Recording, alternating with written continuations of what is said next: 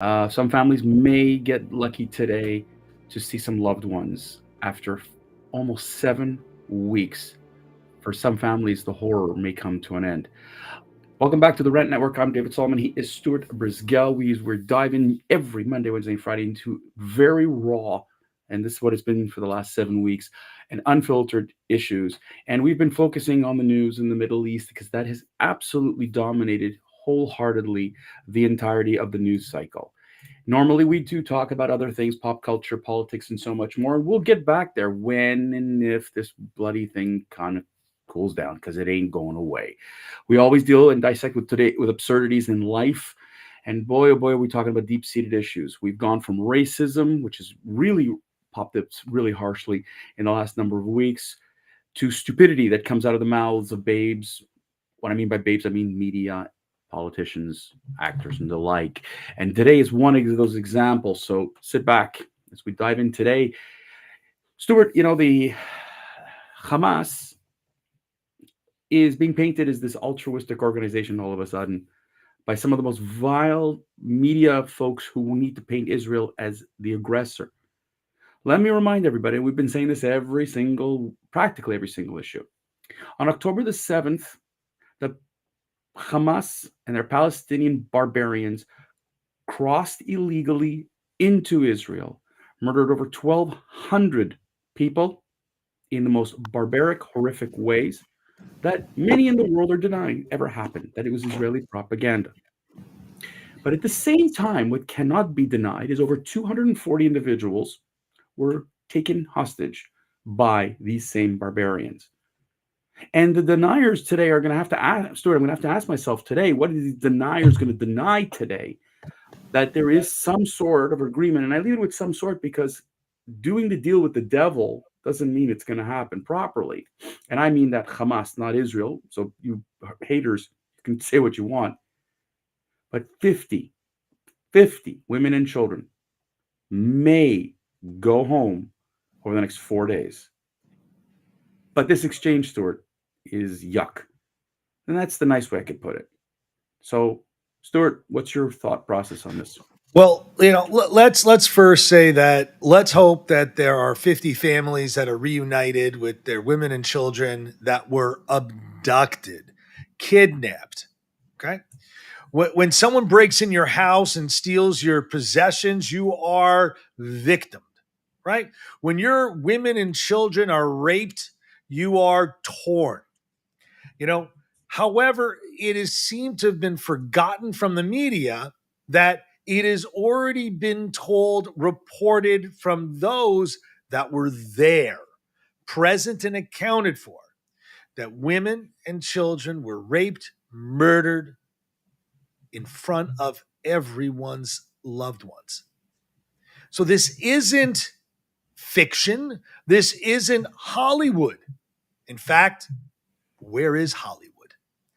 The dramatization and victimization of the Palestinian cause by a group known as Hamas is something that's been rattling around for decades.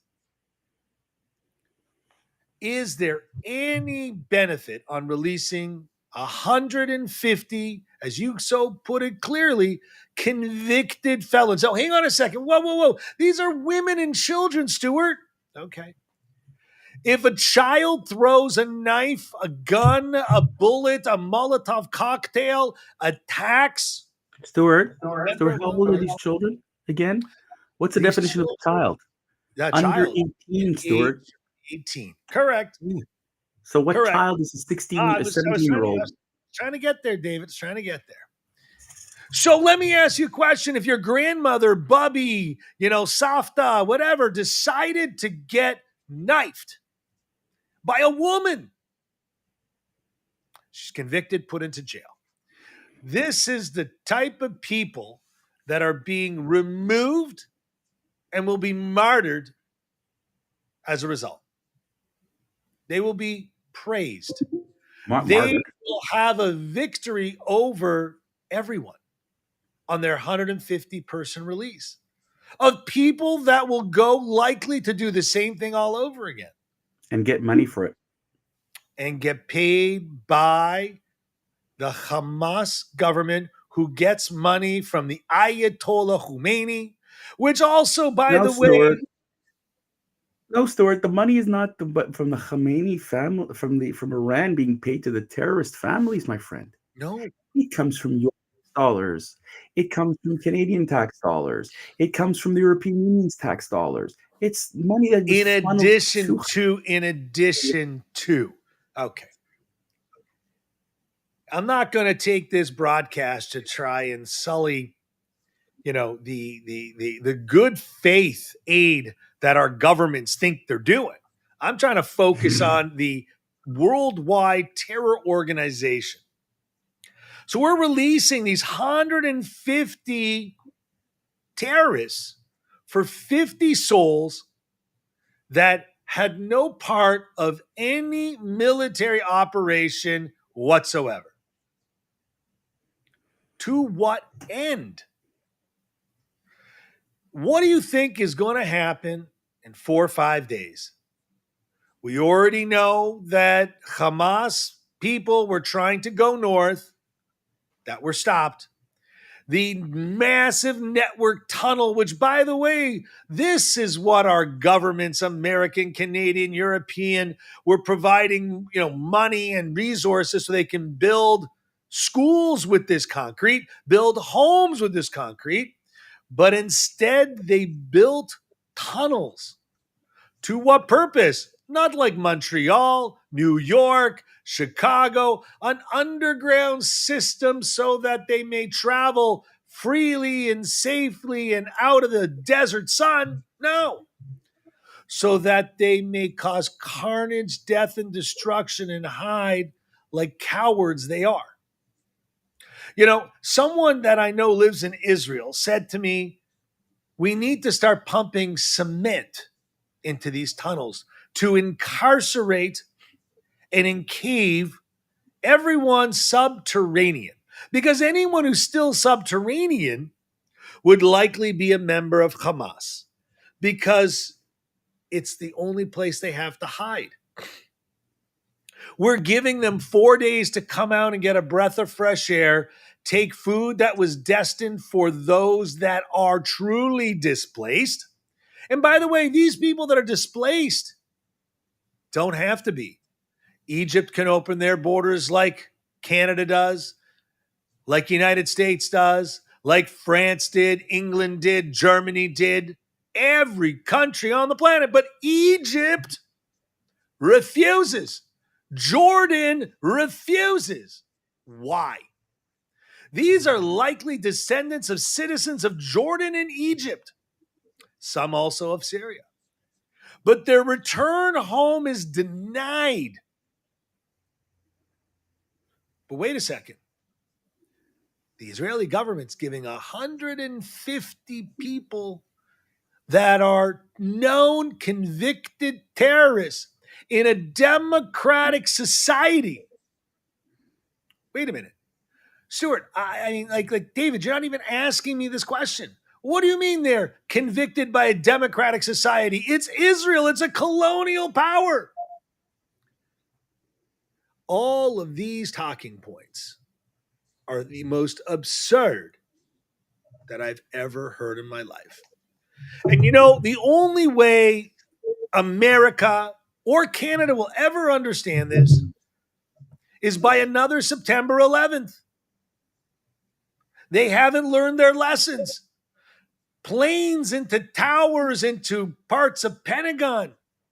Americans haven't learned their lesson. Religious fanatics from the faith that stems from the Ayatollah Khomeini are the cause. And what's going on in Israel is your backyard. If you watch the Macy's Day Parade, you'll see a moment of levity in the world. I remember my mother watching the Macy's Day Parade. Every mother that I've ever known loved watching the Macy's Day Parade.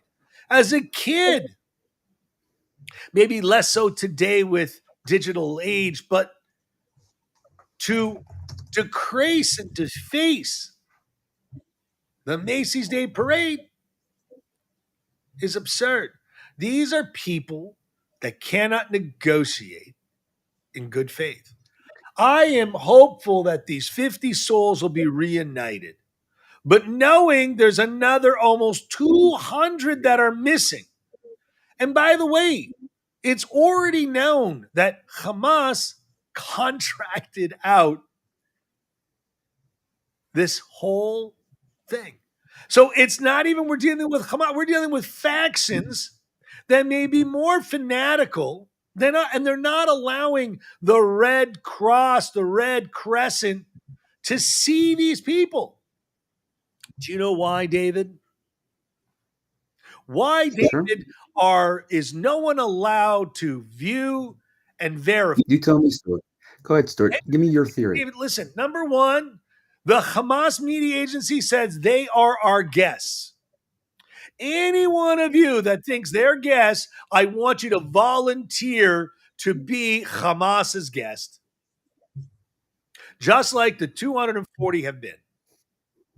They don't know if they're alive of the 240. They're giving back 50. We have no idea. And I don't think we're going to know. Because, no matter what happens, they are going to blame you, the world, for anyone's death. It's all your fault. You're the large Satan in this equation.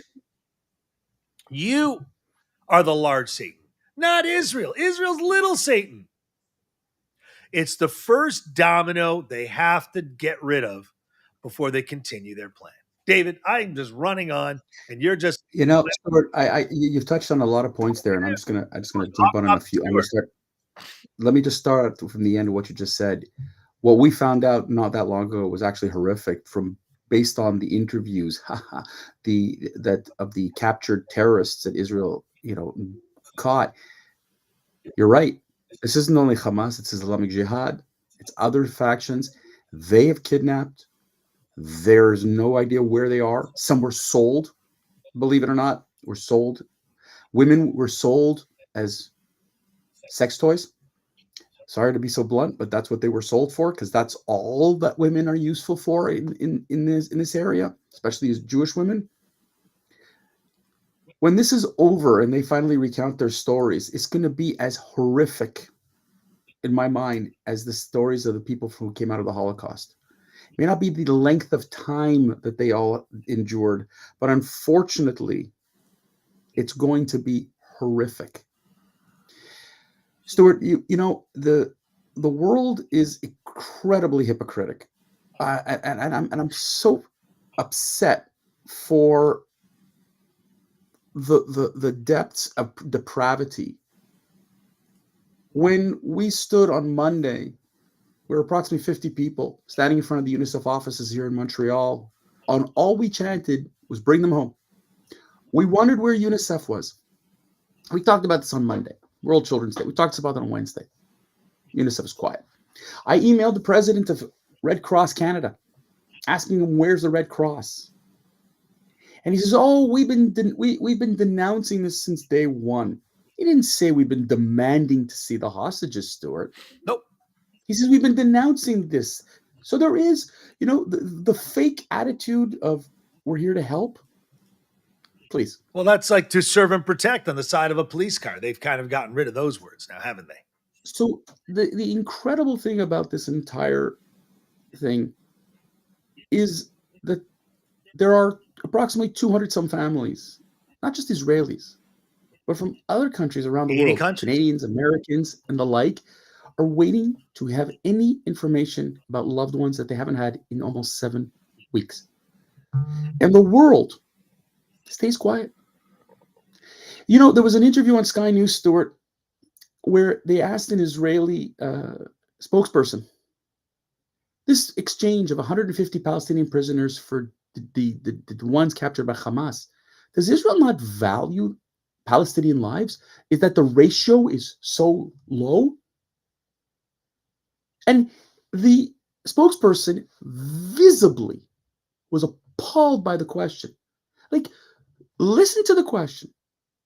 We're going to trade 3, you call them convicted criminals, for one innocent person, but Israel doesn't see the value of a Palestinian life. This is what the world has done.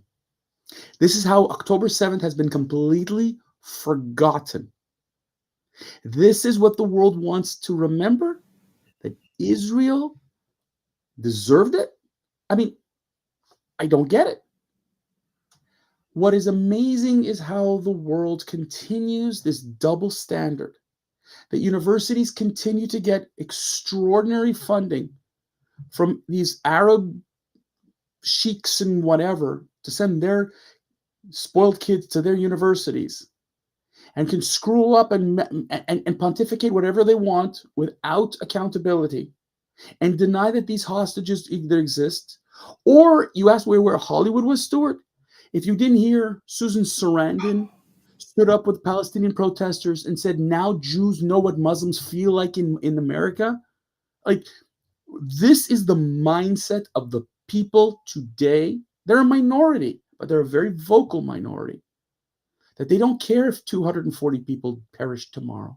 They don't, because they're Jews. And that's the only thing that matters.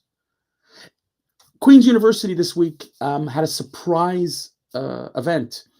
Student union called it because they wanted to get students' opinions on the question about what's going on in the war.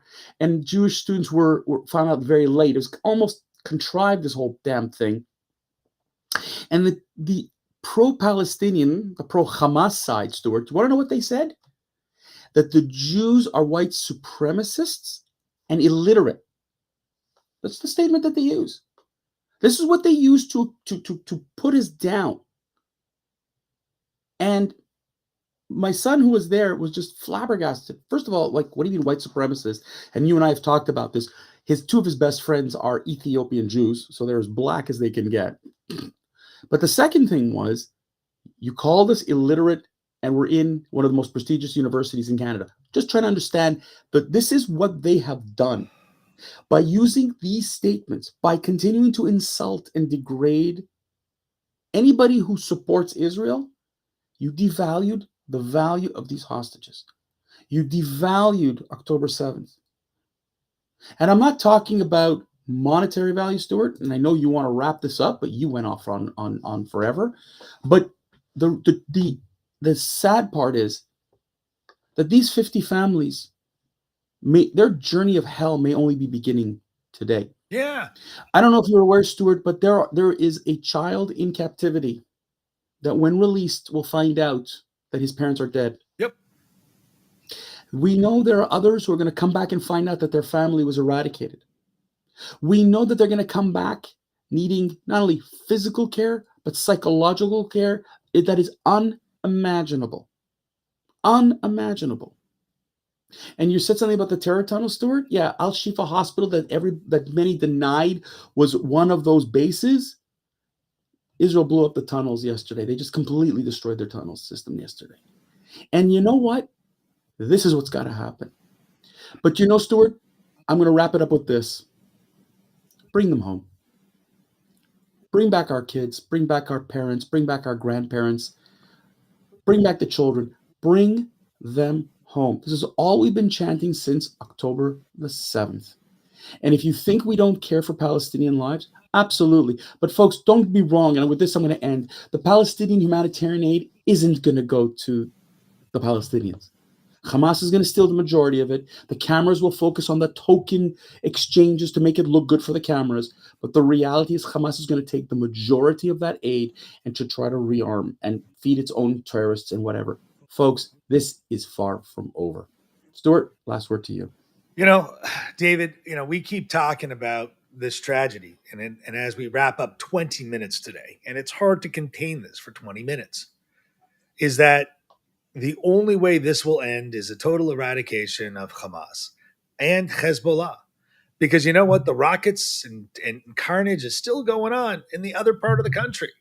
Everyone seems to think that this problem is going to end. It's not. I'm sorry. David, wrap it.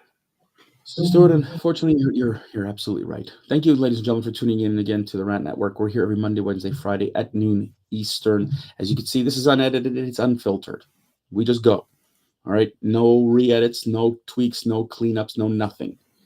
So please send us your comments and your feedbacks.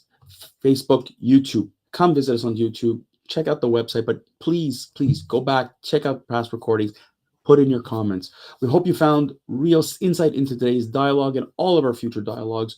We'll be back here again on Monday at noon Eastern, wishing Americans who are still on Thanksgiving holiday enjoy yourselves. We will definitely look forward to seeing you on Monday.